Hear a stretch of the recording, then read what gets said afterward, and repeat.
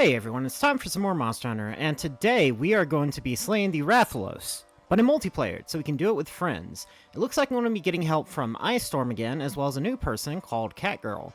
That said, without any further ado, let's get right into it. Check out my Patreon, linked in the description below if you'd like to become one of the mad lads, or ladies. Also, subscribe, please. By the way, Catgirl and UFO says, "Hi YouTube." So I'm pretty sure it should be fairly simple. The urgent quest is Slay the Rathalos, which I'm actually pretty happy that we have a Slay the Rathalos quest now, so we don't have to keep grinding the 1-star quest.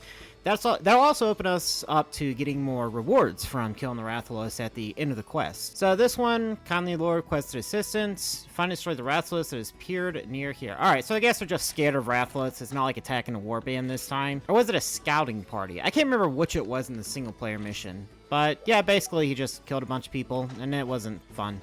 It should be pretty standard fare. I'm probably going to check Area 6 first to see if I can find the Rathalos, and then once I'm able to get a hold of it, I'll try to paintball it. Although I do need to raid my inventory so I can actually get my paintballs because I keep forgetting to grab them. Something I'm pretty excited about is that I'm actually growing again, and don't get me wrong, I'm not all about growth, but it is just exciting seeing that, yeah, maybe you hit a stagnation period, but if you just keep up with it, your hard work will actually pay off, and you can get more fans or just more supporters and people saying, hey, you know, good job, keep up the good work. And just having that kind of positivity, especially from one of my, basically my favorite community on the entire internet, it is insane. Now, I did forget to grab rations because I am a smart person, but I am not going to let that get me down. We should be able to handle the Rathalos fairly easy because, hey, we got Ice Storm here, right?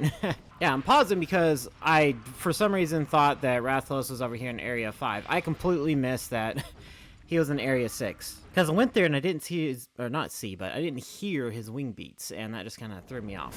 And there goes Rathalos. Cool beans.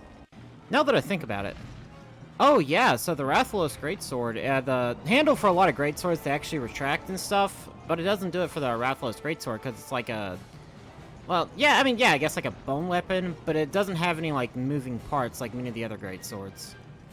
Now that I think about it, I wonder if that's either a like a cut claw or maybe just a piece of bone sticking out the tip of the Greatsword. I've always wondered about that. And I pressed the wrong button. I'm trying to do the analog buttons again. I gotta get used to the portable control buttons. So, a neat little strategy I've found whenever... Oh, he's gonna charge. Don't charge. Block. Oh, thank goodness. Alright. So, a neat little strategy I've found is that whenever he flies up, you can actually time it just right so that whenever you attack him... Oh, dodge. Yes.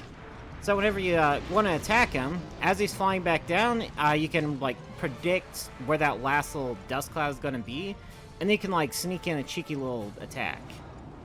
And with it being the Greatsword and draw slashes being the only thing that it's good for, it's really useful. Yeah, it's pretty much unavailable. If you got like 2 or 3 Greatsword players, somebody's getting launched at some point. There's just no doubt about it.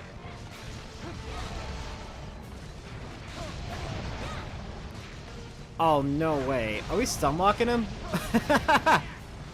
Oh, that's great. Yeah, so I'm going to say Rathalos is for sure hurt after that one, but he's running over to Area 4, so let's see if we can chase him down real quick. Something I am pretty excited about is I know that part of what I want to do with this community is do little giveaways now and again, but for some reason, just Monster Hunter Wilds being the first thing I really want to do in terms of like an actual giveaway, it's really exciting for me because obviously it's the new game, so there's so many more people that'll actually be willing to play it and actually enjoy it. And obviously people who enjoy the newer games, you know, there's at least a small portion of them that's going to come back to the older ones and be like, yeah, this is pretty cool too. I look at the community that's developing or has developed around Monster Hunter 1, especially people from Monster Hunter World. Now, I think with how quickly that went, I'm probably going to go ahead and do one more mission before I call it a day. Of course, I didn't get a single flame sack. That sucks, but hey, what can you do? As a matter of fact, I might as well hunt Rathalos a couple more times while I'm here.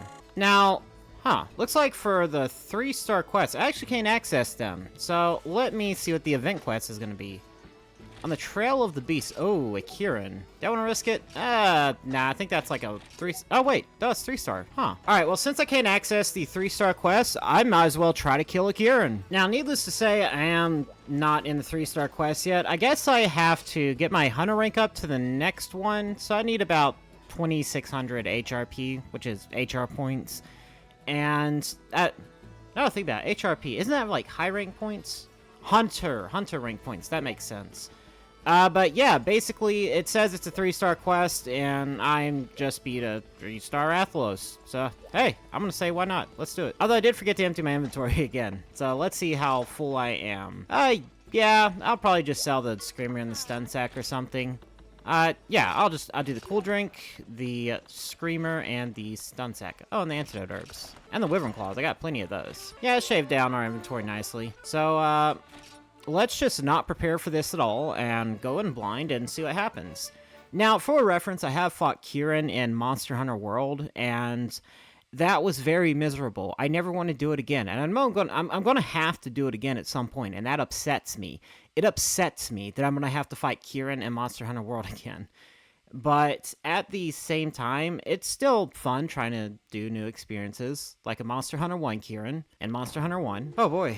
Well, I just gotta make sure I have enough healing. I got 3 herbs, 3 first aid meds, and 7 potions. What could go wrong? Now, my guess is Kirin's either gonna be in Area 5 or Area 10. Now, Area 10 is a really big area, and it's got all them shiny water puddles that isn't really water puddles, but, you know, just a little trick of the trade they did. So I'm guessing it's gonna be there. Although the Bullfingo do not fill me with confidence. Okay, yeah, so in Area 5, here's Kirin.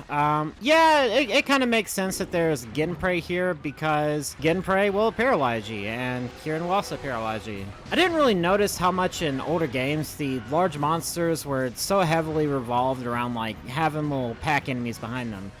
I know Monster Hunter isn't necessarily a Souls-like, but that is kind of a judge of a boss's quality in many of the Souls-like games that come out nowadays. A lot of people are like, oh, well, is it just the boss and can it stand on its own, or does it have a bunch of small enemies that harass you? Take, for example, Velocidrome. Velocidrome would be a terrible boss in a Souls-like game, but at the same time, something like, let's say, Rathian would be a great boss probably in a Souls-like. Well, I don't know about Rathian. That's probably a terrible example. Maybe one of the newer games, but probably something like a Rajang, yeah. Now, of course, needless to say, I didn't even make a disclaimer. I am not saying Monster Hunter is a Souls-like, nor should it be like a Souls-like. I am simply drawing comparisons. Oh, and they infinitely respawn. That is not good. Now, something I thought was pretty neat is, now I could be wrong here, but I'm pretty certain the Kirin uses the Kelby skeleton. So, technically, the Kirin is a Kelby-like boss. Oh, and I was knocked over. Oh, no, don't. Oh, I am so sorry, Cat Girl. I pressed the buttons, and in my mind I thought, don't press the buttons, everybody's right there, but my Unga Bunga brain took over and it said, press the button, do damage. And I'm pretty sure you can break the Kirin's horn. Of course, it is hard to hit it because of how much it moves around and how small it is. And that is something that's really striking to me. Kirin is really small in this game, holy damage. But it is, holy crap, it is so fast, and it moves around so much. Now, I'm probably hitting it in the worst possible place. You definitely want to hit it in the face because its hide is extremely tough. If you'll look closely, you can actually see that, you know, yeah, it's a horse, pretty much, like a unicorn or whatever. But it does have the reptilian scales, I guess, like the reptile skin. So I guess that's really where a large part of the elder quote-unquote dragon comes in. Now, I'm not really sure who's doing it, but it seems like somebody's got some wide-range healing going, and whoever it is, thank you very much. I didn't even know wide range was in this game. I got a fair which armor set does that, because I really want to do sword and shield wide range. Alright, since my weapon power is decreased, I'm going to go ahead and try to use a mini whetstone. I'm probably going to get swarmed by the Ayaprey and Genprey, but I might as well. Oh! Well, looks like they're swarming over there on their side, so those guys are taking care of them pretty well. Now, the biggest thing is, I just don't want to hold everybody back. And the only reason I am taking on this quest is because it's HR3, and I'm about to get into HR3 myself. But at the same time, of course, I was pretty certain that this would be a bit too much for me to handle anyways. Still, imagine I can get those assless chaps this early. Attack. Oh, yes.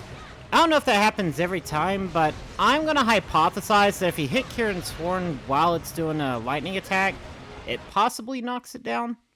Although, you know, I did get launched into the next zone, so... Oh! Let's get out of here. Let's get out of here. Bad touch. Right, so, Kirin. This Ayaprey, let's get rid of him real quick before he knocks us out of the zone again. because that was definitely problematic. Alright, I Prey are dealt with for now. Let's just see if we can hit Kirin's horn. Oh my god, there's already another one. I think a large part of fighting Kirin is trying to predict where it's going to be, because it looks like the horn is the only place you can really do damage to it without bouncing. Really, one of the dangerous parts about Kirin is just the amount of damage it does with any attack. I'm pretty sure, like, I'm not 100% certain, but I think the, whenever it bounces around and it hits you, that classifies as chip damage. I could be wrong, though. But basically, your character doesn't react to it at all, and it just takes off so much of your health. But hey, we managed to do it. We managed to get a Kirin. Very much relatable, stupid horse for sure. And yeah, honestly, compared to World, this wasn't that bad. Really, you just gotta try to predict where its head is going to be and hit it in the head. And try to hit it in the head whenever it does attacks. And yeah, I think that has like a higher chance of knocking it over or something. Or maybe it's just because we had so many people hitting it at once. Alright, looks like we got a main, a horn, and... Huh. A main and a horn. That's it? We only get 2 carves? Well, I guess for an Elder Dragon, it is pretty weak. I actually wasn't expecting it to be this weak, but since it's an event quest, it could just be a scaled-down Kirin. That's most likely what's happening. Because I imagine the first time we actually fight Kirin in the main story, or I guess, you know, in the main quest line for multiplayer, it's probably going to be like HR 5. Because I'm pretty sure, like, Fatalis is going to be a HR 6. Maybe Fatalis in that last Powder Stone quest where you gotta get, like, 2 of them or something. Oh. Huh. Why would they give you 2 ancient potions if you can only have 1?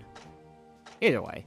I'm pretty sure Fatalis is going to be, like, HR 6. Maybe Lao Shin Long, but I'm pretty sure, like, Kirin is going to be HR 5. Although it could be HR 6, because it is also an Elder Dragon. Alright, I'm going to call it here. Thank you everybody so much for watching. If you liked the video, leave a like on it. Subscribe if you want to see more content like this. And leave a comment down below if you have any tips or information for me for the rest of the game. Also, if you do want to play with me, I do have my Discord linked in the description below. I do tend to post a notice if the lobby isn't full whenever I am going to play multiplayer. And if you want to support the future of the channel, subscribe to my Patreon, linked in the description below as well. That way I can get me some assless Kirin chaps. Bye now.